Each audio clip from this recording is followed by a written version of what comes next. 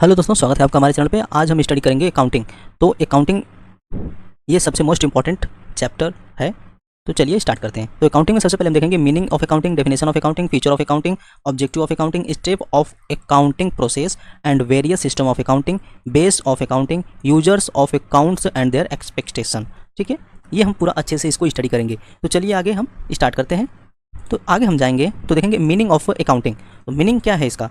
Accounting means the process identify accounting classification classifying, summarizing, analyzing, interpreting all these deals or transaction or event of financial nature and conveying the results of interesting persons।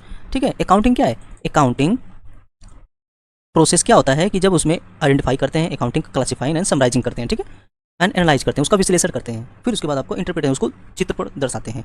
तो ये जो है आपका accounting कहलाता है। ठीक, इसका definition देखते हैं। तो डेफिनेशन किसने बोला है? वायरमैन एंड डॉर्विन ने। तो क्या बोला है कि accounting means identify, measuring and accounting and communicating financial result. ठीक है, फाइनेंशियल रिजल्ट को वित्तीय परिणाम को अकाउंटिंग क्या करता है? आइडेंटिफाई करता है, मेजरिंग करता है। ठीक है, उसको एक एक निकाल के देखता है और उसको अकाउंटिंग मतलब एक सीक्वेंस वाइज उसको रखता है। जैसे 1 2 3 हुआ तो ये एक सीक्वेंस वाइज करते हैं और फिर कम्युनिकेट करता है। ठीक है, और सेकंड आपका है रॉलैंड ने बोला है identify, measuring, writing and computing information. Identify करते हैं, ठीक है, आइडेंटिफाई करेंगे क्या क्या ये कौन कौन से ग्रुप में आपका अकाउंट हो रहा है, फिर उसके बाद मेजर करेंगे, ठीक है, उसका एक मेजर मिलाएंगे, फिर राइटिंग करेंगे and computing of information.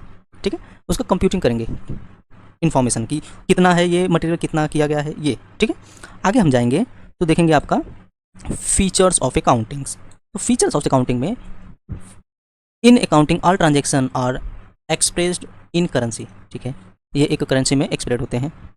And then after accounting is the art of recording and classifying business deals. ये भी सही बात है कि जो उसका फीचर्स ये है क्या है कि उसको एक कला है, अकाउंटिंग एक कला है जो रिकॉर्ड करता है और क्लासीफाई करता है बिजनेस डील्स को। ठीक है, जैसे कि आपका जो लॉस है और जो प्रॉफिट है, समझ लीजिए एक में ही एक पेज पे ही लिखा है तो उसको रिकॉर्ड करेगा अलग अलग में और उसको क्लासीफाई मतलब उसको अलग अलग करके वो दिखाएगा कि ये यहाँ पर हुआ है एक्सपेंसेस और ये इनकम यहाँ पर हुआ है।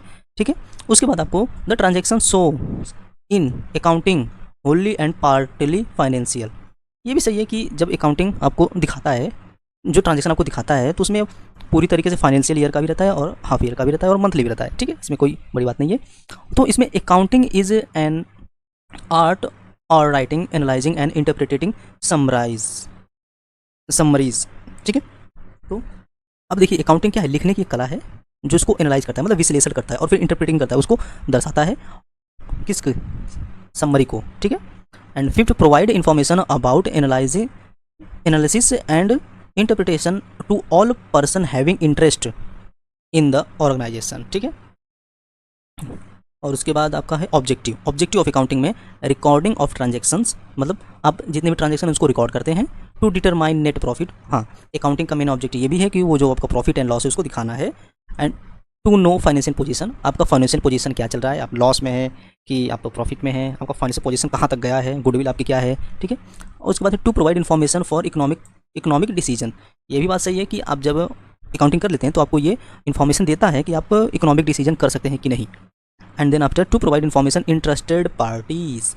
इसका मतलब ये हुआ कि आप जब अकाउंटिंग कर रहे हैं तो जो आपका कैटेगरी है बिजनेस का, आप दूसरे पार्टी से उस कैटेगरी के थ्रू कितना इंटरेस्ट बढ़ा रहे हैं कि वो आपका जो माल है उसको परचेस करे और आपका प्रॉफिट ही प्रॉफिट हो।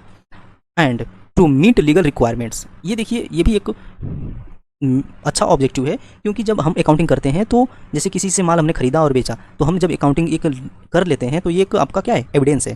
ठीक है, एविडेंस होने से कहीं भी आपको प्रॉब्लम आती है तो आप अकाउंटिंग को दिखा सकते हैं और ये आपको आप इससे बच जाते हैं किसी भी कोर्ट या किसी के द्वारा एलिगेशन लगाने से। ठीक है, आगे हम बढ़ेंगे तो स्टेप ऑफ प्रोसेस अकाउंटिंग। तो क्या प्रोसेस होता है इसका? तो फर्स्ट स्टेप जो है इसका आइडेंटिफाई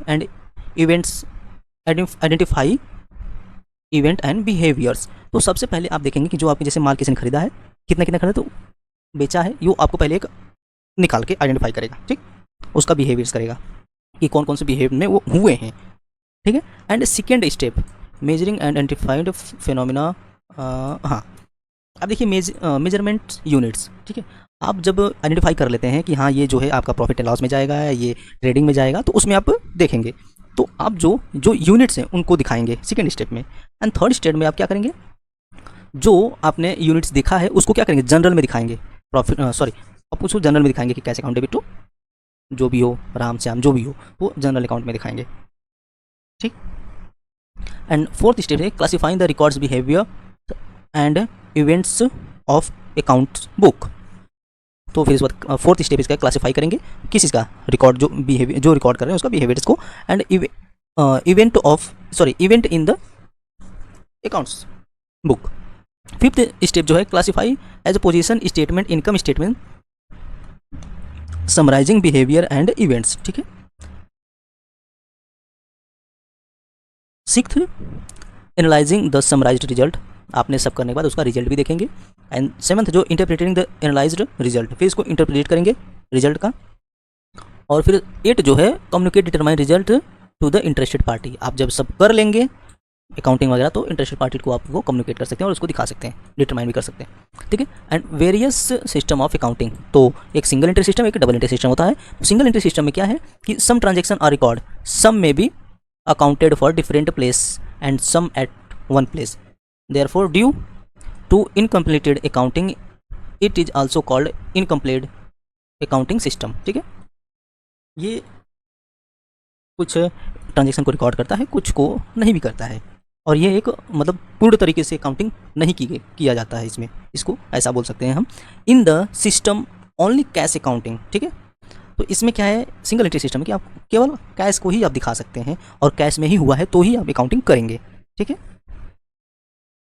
तो आई होप आपको सिंगल एंट्री सिस्टम समझ आ गया होगा।